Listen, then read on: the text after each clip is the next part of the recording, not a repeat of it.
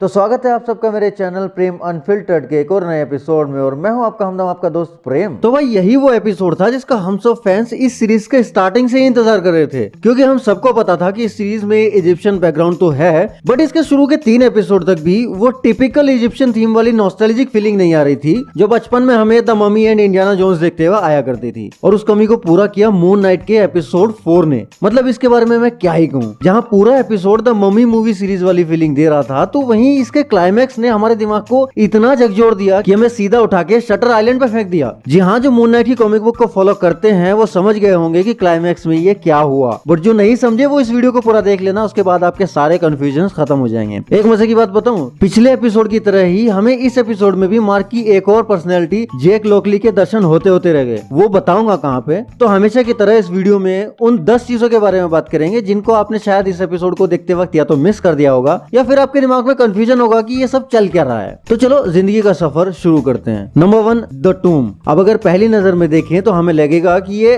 आमिट के टूम यानी कि मकबरे की बात हो रही है, जहाँ पे सारे ही इजिप्शियन गॉड्स ने मिलकर 2000 साल पहले आमिट को कैद किया था। बट पूरा एपिसोड देखने के बाद समझ आया कि यहाँ पे आमिट के मकबरे की नहीं बल्कि अलेक्जेंडर द ग्रेट यानी कि सिकंदर के मकबरे की बात हो रही है। वो अलग बात है कि आमिट को भी इसी सेम मकबरे में दफनाया गया था। अब अलेक्जेंडर ग्रेट था या नहीं ये तो एक डिबेटेबल टॉपिक है, बट इस एपिसोड में उसको एज एन इजिप्शियन फराओ के रूप में दिखाया गया है। उसको आमिट का सबसे पहला अवतार के तौर पे रिप्रेजेंट किया गया है। अब जिन लोगों को नहीं पता तो मैं आपको बता दूं कि रियल स्टोरी में भी सिकंदर ने कुछ सालों तक इजिप्ट पे रूल किया था। तो यहाँ पे एमसीयू ने उसी टाइम पीरियड को सिनेमैटिक लिबर्टी लेके इस सीरीज में दिखाया है। यहाँ पे सिकंदर के बारे में जितने भी historical facts and details Steven बताता है वो सारी की सारी सच है, बस एक चीज को छोड़ के कि सिकंदर आमिट का अवतार था। Number 2, उस्ताबी figures. एपिसोड की शुरुआत में हमने देखा कि पत्थर में कैद किए गए खोंशू को एक दीवार में एक आले में दिया जला के रख दिया जाता है। एंड जैसे ही ये शॉट जूम आउट होता है हमें पता चलता है कि वहाँ काफी सारे गॉड्स इसी हालत में कैद हैं। एंड शायद ये इजिप्शियन गॉड्स का खुद के जैसे दूसरे गॉड्स को सजा देने का एक तरीका है। एंड ये फोरशैडो थी जब एपिसोड के बीच में हमें पता चलता है कि आमिट को भी 2000 साल पहले ऐसे ही पत्थर बना के कैद कर दिया गया था एंड उसको अलेक्जेंडर की मम्मी के मुंह में छुपा दिया गया था, क्योंकि अलेक्जेंडर को आमिट की आवाज कहा जाता था इसलिए। तो गॉड्स ऑफ एनियार्ड में जो भी गॉड्स मिसिंग है कहीं उनके पीछे भी तो यही कहानी नहीं है क्या? पता इसी दीवार में कहीं पे चिपके हुए हो मिसिंग गॉड्स। खैर इस मिस्ट्री को भी सोल्व करेंगे किसी दूसरी वीडियो में, एक बार आई बटन चेक कर लेना। Number 3, Layla, Marc's and Steven's relationship. Episode के स्टार्टिंग में ही हमने देखा कि खोंशू के जाने के बाद अब मार्क एंड स्टीवन की moon night and mister night वाली पावर्स भी जा चुकी हैं। एंड फिर लाइला एंड स्टीवन मिलके आमिट का मकबरा ढूंढने निकल पड़ते हैं, जहाँ पे हमें पता चलता है कि लाइला मन ही मन स्टीवन को चाहने लगी है एंड उसको चुमी करने वाली होती है। बट अपना स्टीवन क्योंकि एक शरीफ आदमी है तो वो लाइला को बताता है कि भाई मार्क तुमसे अभी भी प्यार करता है, उसको चुमी करो जाके, मुझे मत करो। वो तुमको खोंशू से बचाना चाहता था इसलिए वो तलाक लेके तुमसे दूर जाना चाह रहा था, क्योंकि खोंशू तुम्हें अपना अवतार बनाने के चक्कर में है। लेकिन अपनी लाइला स्टीवन की ईमानदारी पे फिदा है तो यहाँ पे स्टीवन के अंदर की ठड़क भी जाग जाती है कि भाई मार गया तेले ने, अभी लाइला की चुम्मी ली जाएगी। और कसम से क्या चुम्मी लेता है भाई गॉड, एकदम हॉलीवुड का इमरान हाशमी लग रहा है। Number 4, Egyptian god Khnum. जब स्टीवन एंड लाइला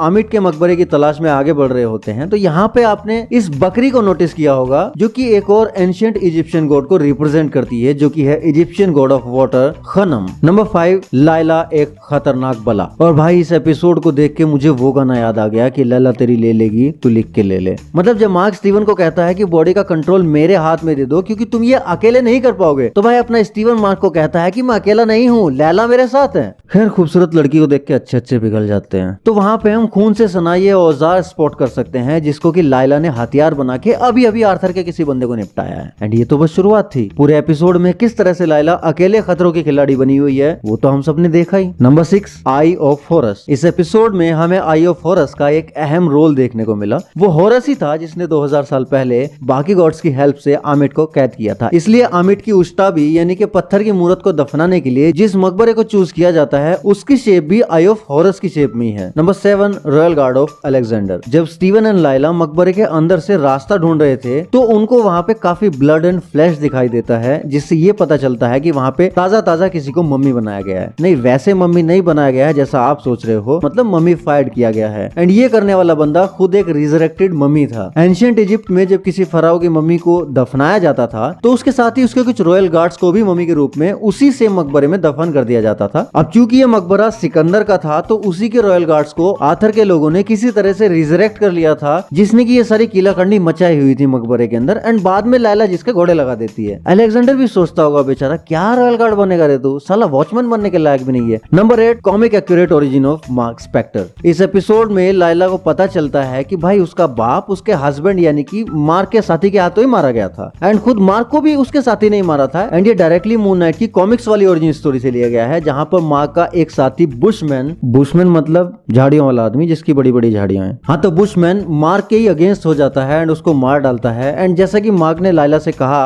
कि उसे तो मर जाना चाहिए था बट वो जिंदा है क्योंकि यही वो रात थी जब वो खोंसू के हाथ लग के मून नाइट बन गया। Number 9 marks death. एपिसोड में हमने देखा कि आर्थर हैरो ने मार्क के सीने में गोलियां मारी एंड मार्क पानी में गिर के मर गया। लेकिन एक मजे की बात बताऊं, कॉमिक्स में मार्क कई बार मर चुका है और खोंसू उसको हर बार जिंदा कर लेता है। मेरे को भी खोंसू का अवतार बनना है यार। ये देवा खोंसू किधर है तू।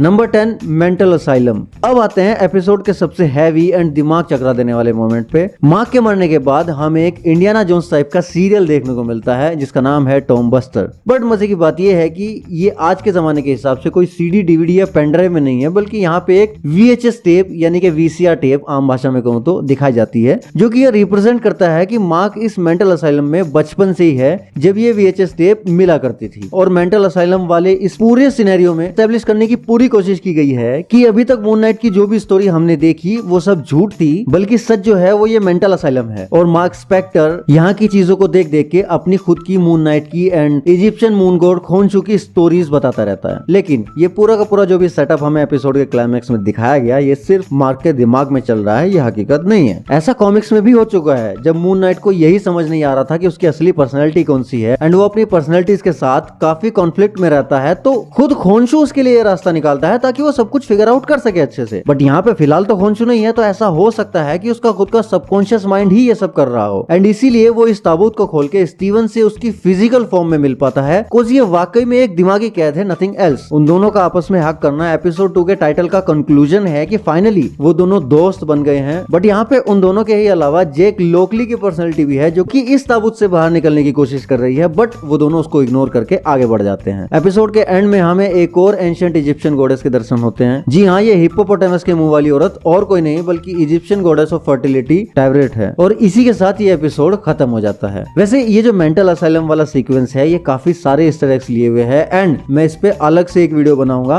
क्योंकि उसके बिना इस एपिसोड का ब्रेकडाउन अधूरा है। तो आप सबको कैसा लगा ये एपिसोड एंड मेरी ये वीडियो मुझे कमेंट्स में जरूर बताइए। अगर आपको मेरी वीडियो पसंद आई तो इसको लाइक करने के साथ ही साथ इस चैनल को जरूर सब्सक्राइब करें। बाकी अगर आपको अपने दिल की कोई बात मुझसे करनी है तो आ जाओ इंस्टाग्राम पे, वहां पे मैं भी पत्थर की मूर्त बन के बैठा हूँ, आके दिया जला लेना। वरना मिलता हूँ नेक्स्ट वीडियो में, तब तक के लिए सायोनारा।